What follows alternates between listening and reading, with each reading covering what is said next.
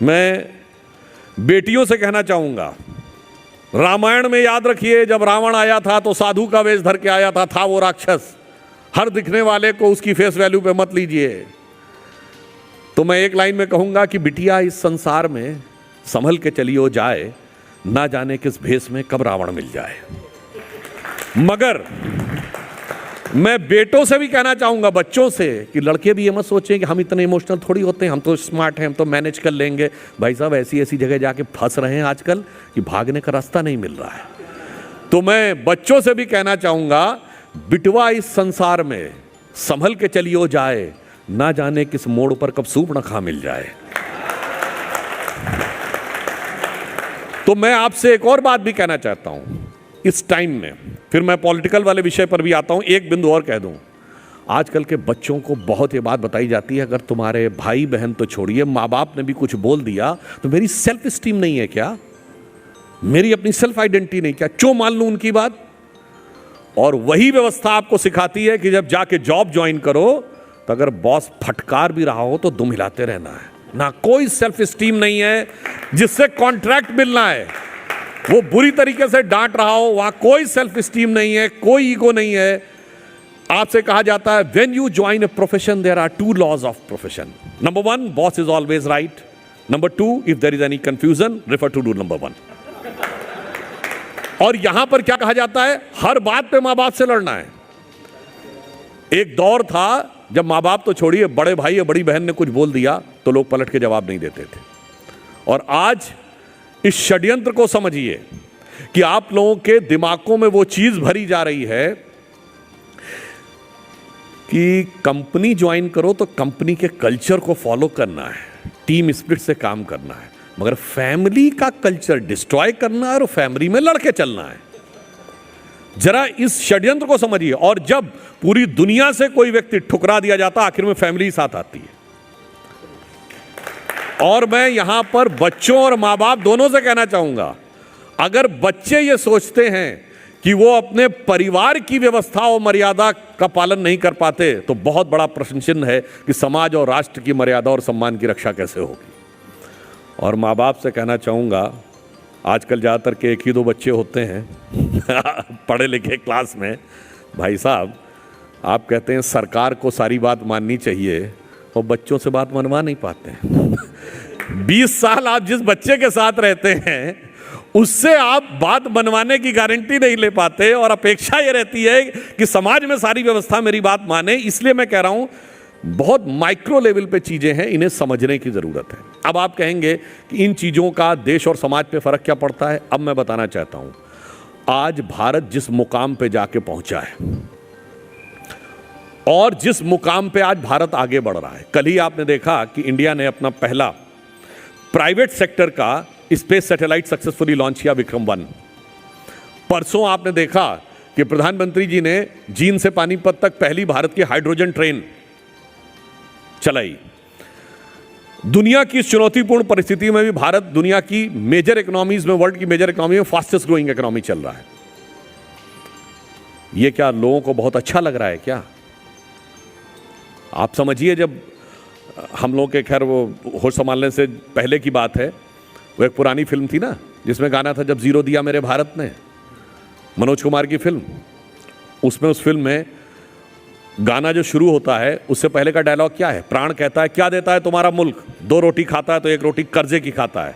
फिर वो इंग्लिश में बोलता है India's contribution to the world is 0 0 and 0। तब ये गाना शुरू होता है जब जीरो दिया मेरे भारत ने। मगर आज क्रिस्टिना जॉर्जिवा ने, जो इंटरनेशनल मॉनेटरी फंड की चीफ है, उन्होंने 16 अप्रैल 2026 को यह कहा है कि नेक्स्ट ईयर भारत की ग्रोथ रेट वर्ल्ड की एवरेज ग्रोथ रेट से डबल होने वाली है। India is going to be the growth engine of the global growth. अब आप सोचिए, यह बात लोगों को बहुत अच्छी लग रही होगी क्या? बहुत सी शक्तियां हैं जिनको अच्छी नहीं लग रही है। आप एक और बात समझिए, टैरिफ का अटैक हुआ, सिर्फ 2 ही देश उसको सस्टेन कर पाए, चाइना और हम। चाइना की इकोनॉमी हमसे 5 गुनी बड़ी है। चाइना के पास क्रिटिकल मिनरल का पावर है, इसके बावजूद सिर्फ भारत ही उसको सस्टेन कर पाया। प्रधानमंत्री मोदी जी ने बहुत कुशलता के साथ इन परिस्थितियों में से निकाला। यह क्या लोगों को बहुत अच्छा लग रहा होगा क्या? अब आप आइए, आज भारत जिन परिस्थितियों की तरफ आगे जा रहा है, टैरिफ लगा तो आपको ध्यान हो, दो चीजें ऐसी थी जिसपे अमेरिका ने उस दौर में भी टैरिफ से मुक्त रखा भारत की। क्या दो चीजें थी? एक फार्मास्यूटिकल और एक इलेक्ट्रॉनिक्स। क्यों? जितने आईफोन भारत में बनते हैं, अमेरिकन मार्केट में वही आईफोन बिकते हैं जो भारत में बनते हैं। अगर उस पर टैरिफ लगाता तो उनके लोगों की कॉस्ट बढ़ जाती है। जो भारत के फार्मास्यूटिकल है, अमेरिका में 40% जेनेरिक मेडिसिन भारत से जाती हैं, तो अगर इस पर टैरिफ लगाता तो उनके यहां दवाओं की कीमत बढ़ जाती। यानी इतनी कुशलता के साथ हम चले। हम इस समय दुनिया के इकलौते देश हैं जो ब्रिक्स और क्वाड दोनों के मेंबर हैं। ब्रिक्स वो समूह जो चाइना डोमिनेंट माना जाता है, एंटी वेस्ट, और क्वाड जो अमेरिकन डोमिनेंट माना जाता है, एंटी चाइना। दोनों के हम मेंबर हैं। यानी जो हमारे विदेश मंत्री जी ने भी एक बात कही कि एक जमाने में हमारी फॉरेन पॉलिसी क्या होती थी, नॉन अलाइन, गुट निरपेक्ष, किसी के साथ हम नहीं हैं, हमारे साथ कोई नहीं होता था, हम कहते थे नॉन अलाइन।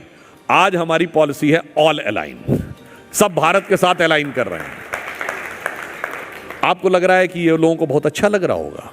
अभी वर्ल्ड एआई समिट हुई थी दिल्ली में, आपने देखा कि गूगल के सीईओ ने कहा कि $19.5 बिलियन का इन्वेस्टमेंट विशाखापत्तनम में हो रहा है।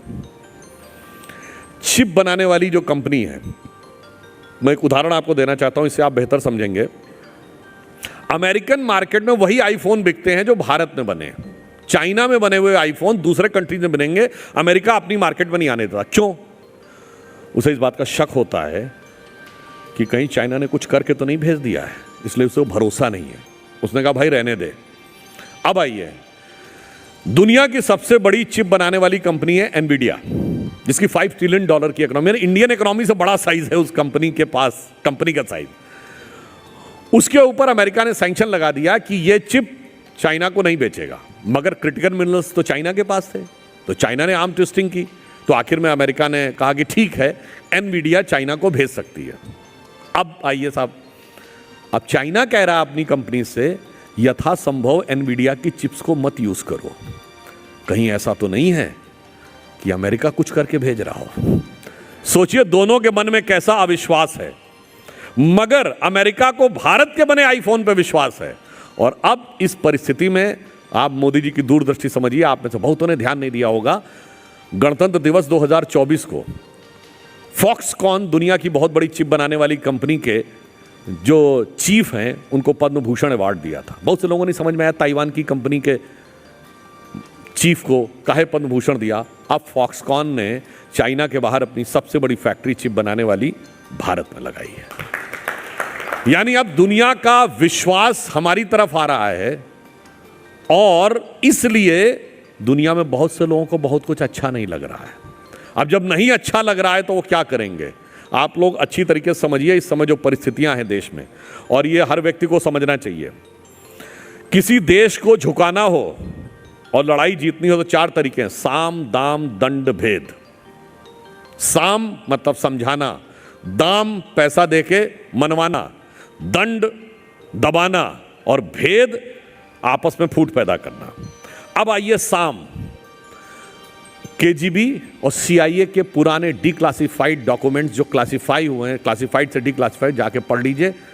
दशकों तक हमारी लीडरशिप को समझा के रखा गया साम कि परमाणु विस्फोट नहीं करना है, इकोनॉमिक ग्रोथ नहीं करना है, प्राइवेटाइजेशन नहीं करना है।